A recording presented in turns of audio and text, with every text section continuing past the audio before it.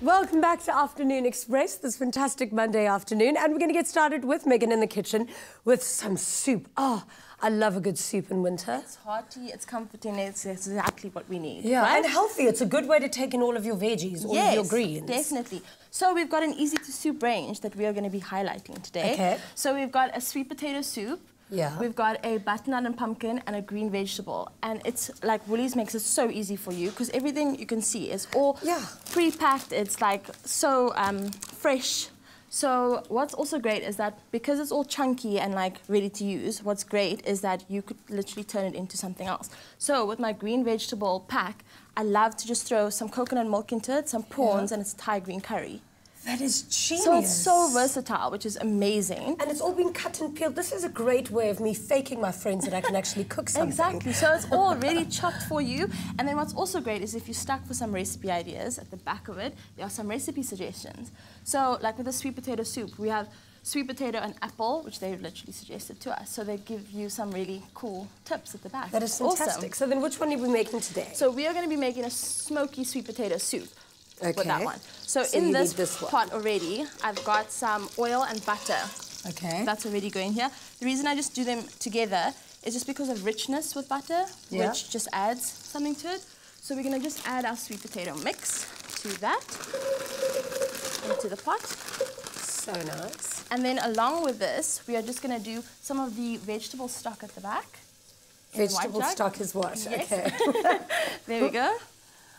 Perfect. So you could use chicken stock, you could use water, but vegetable stock just adds that like depth of flavour, which is really nice.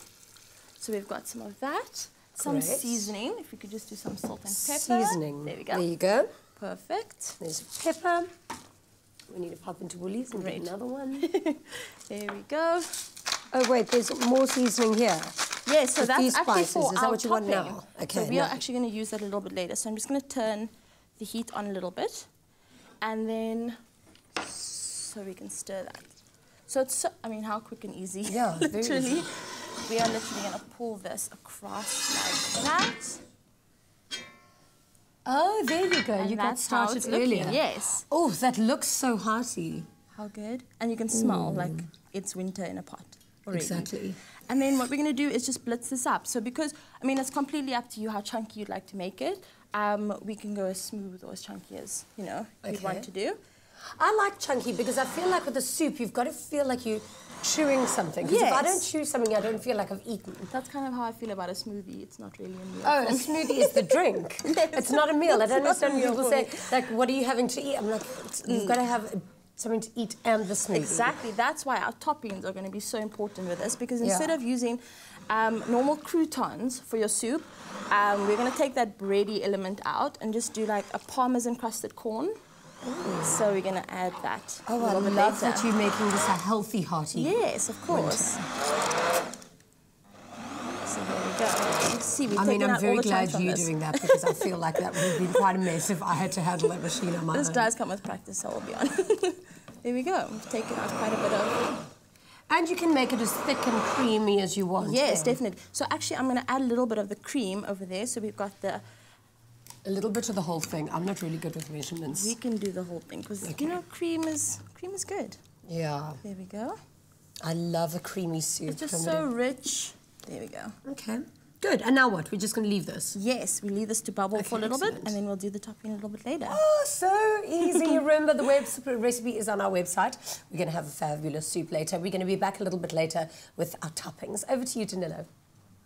So today is obviously the start of Africa Month, and Ziligazi wa Africa joins us today in the loft. And I'm very excited to ask you, because I've been stalking you on Instagram and on Twitter. What a following, first of all. But everything, your accounts are littered with your love for Africa. And one thing I wanted to ask you, South Africans generally have this complex that somehow we're not linked to Africa. Like when everyone thinks of South Africa, like, oh, different country, different continent. What are your thoughts on Africa Month and what we should learn as South Africans? I think, first of all, as South Africans, we should learn to travel. That's when we'll understand that we are part of Africa. I mean, it's amazing. Like, from time to time when I post photos, like I'll post a photo of Masai warrior, someone will inbox me, say, but that person is not even a South African. I'm like, my Instagram is about Africa. Yeah. I don't care whether the person comes from Somali, Ghana, Gabon, whatever. My Instagram is about Africa. And for me, every day is Africa Day on my social media. Celebrating it. And one of the ways we can do that, like you said, is by traveling. Yes. One thing that we've noticed, obviously, in South Africa is learning more about each other's cultures and belief systems. Because I think one of my greatest fears is that we around the world lose a sense of our own individual identity and we all just become this westernized state and this nation. What are your fears in terms of what you've experienced with all your journalism, xenophobia, racism, etc.? And how do we break out of that to become one unified African continent? I mean, it is, yes, racism is there. We can't shy away from that. Also, we have to accept the xenophobia. We can't run away from that. And that's like blacks against blacks, and which is bad. And also, again, you look at where is it starting? And then I've traveled all over Africa. Nowhere in Africa have I ever been called kwere kwere. And it's sad when my own brothers and sisters down here are calling other brothers and sisters names and all of that. Again, it's what do you know about your continent? Not what do you know. First of all, you have to know about yourself, you know about your community, but then you have to broaden your horizon, you know about your continent, different cultures, and most people don't understand that our freedom in South Africa today was won because other African countries housed and accommodated our heroes, our struggle heroes, and all of that. They helped them financially and otherwise. But today we turn our backs on the same brothers who helped us to win the freedom we are enjoying and celebrating today. So then from that, what is your hope and your prayer for Africa moving forward? My hope is like we all come together and become one. We forget about this one coming from Limpopo, this one coming from Zambia, this one comes from Malawi. We say we are all Africans. Let's just sit down, shake hands, and learn from one another. Awesome. I love that. I think we all need to learn more about each other. So what can I learn from you? What is it about your culture you'd like to share with South Africans? I always say that I'm an African by birth. I happen to live in Southern Africa. I grew up in Mpumalanga and Bushbuckridge per se, and then my home language is Tsonga. Some people call it Shangaan, but so it's Tsonga. So we, as Tsonga-speaking people, are a very proud nation. Like, we're very respectful. We love dancing. We love singing. That's why you see all those colorful colors and all the guitars. We love dancing. That is part of our culture.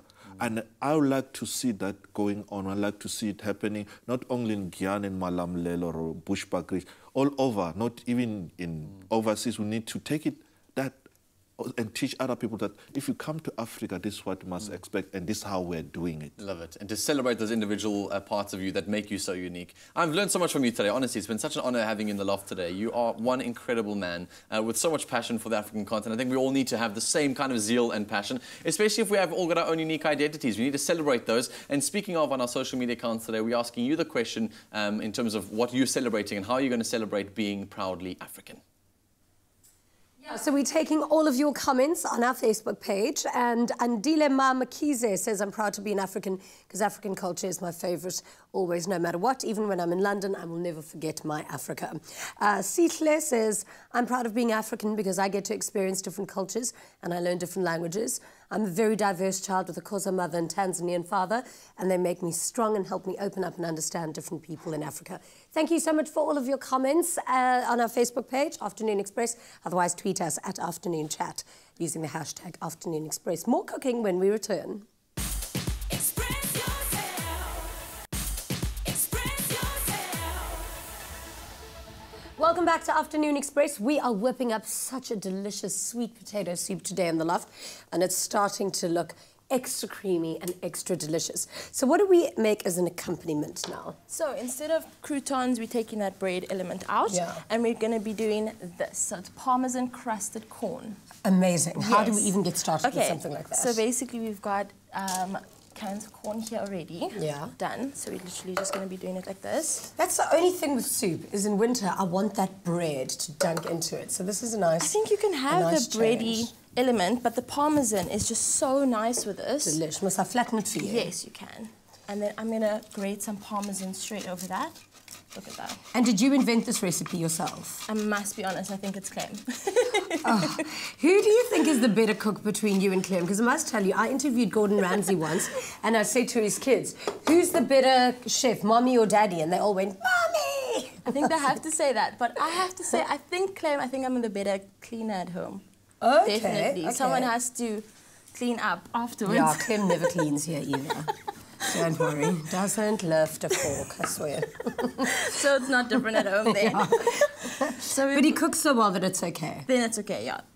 I also forgive him just for that thing. So we've got some paprika. What is that? Some cumin. So we've got some smoked Spanish Yeah, paprika, and then what did you just put on now? Cumin.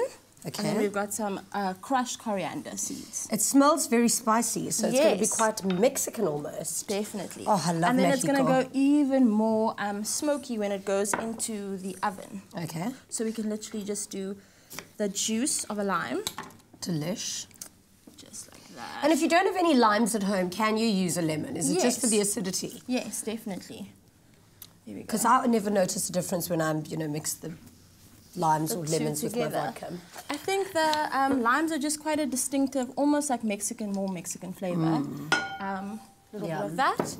And then this will just be popped into the oven. And then Okay. it literally comes out looking golden and gorgeous, Stunning. like that. Oh, and you could put more cheese in there, like you can see. Yes. You're a little Definitely. schnook when it comes to cheese. Clem would have laid it on. Definitely. I will definitely add some more of that. But to finish the dish off completely, we're going to be doing a smoky chipotle creme fraiche. So Okay. creme fraiche is just like a tangy, it's very, very tangy cultured cream. And then just the chipotle, which I'm just literally going I'll to... do this. I really like one in there. overdoing it with the...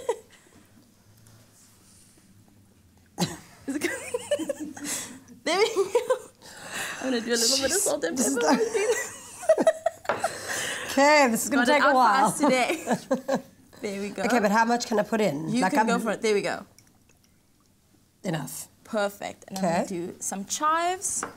And look at that. Oh, you can smell that. Yeah, that's great. You see, now I just want a little, what's it called? Tortilla or something to dip in there. That's exactly, I mean, you could have perfect tortillas instead of bread on the side of this would be absolutely perfect. Ooh, absolutely so delicious. This is out. You can take that one over. Perfect. And of course, go and visit afternoonexpress.co.za for this fantastic recipe and the shopping list. All right, dinner's ready. So apparently I don't clean up. Yeah. Listen, Mzilikazi, we haven't got a chance to ask you about your name. Mzilikazi, we're Africa. It's so apt for Africa Month, and we get that, and we're excited about it. But that's not your real name, right? Yeah, that was not the name that my parents gave me. But sometimes I watched the movie Roots, and I realized that all along I've been using my slave name. So I decided to get rid of my slave name and become an Mzilikazi. African. Love it. Yeah. And what does Mzilikazi mean? Mzilikazi and umzila. It's like, the small root, like from your house to the toilet background. The umzila, that's what it's called. So Mzilikazi is just smaller one. Yes. Small, diminutive. So, of it. but Wow. Mzilikazi was the king, the Ndebele king. So I think I'm a warrior. So yeah, so like I'm the warrior from Africa. I love That is that. good. Yeah. And your weapon is the pen. That's brilliant. Most definitely. Well, thank you so much for coming on our show today. It's been absolutely wonderful to have you here. Thank And we you. look forward to reading more exciting stories that you write in the future. Can I have some soup? I'm on hunger strike, but if you're forcing me, Here we go. Let's try this out. Oh, this looks so yum. Hey, how good does this look? Oh, that is amazing. Clem, she's a keeper. How does this work? Meg, how does this work? Am I supposed to just dip this in here? What? This... You can actually just top it. straight Like in that? the- Yes. And then? you just sprinkle the corn over. Oh, I'm not, you can sprinkle it. Oh, there's a spoon there. What do you use? Okay. Thank you so much for joining us today. We hope you enjoyed the rest of your public holiday. And of course, we'll be back again tomorrow at 4 o'clock on SABC3. The stage is yours. Have a gorgeous evening. Good night and happy eating. Oh, yay. Oh, obviously some great guests on the show tomorrow. Can't wait. Want some soup? Yes, please. Let's do this. I love a little soup. This looks amazing.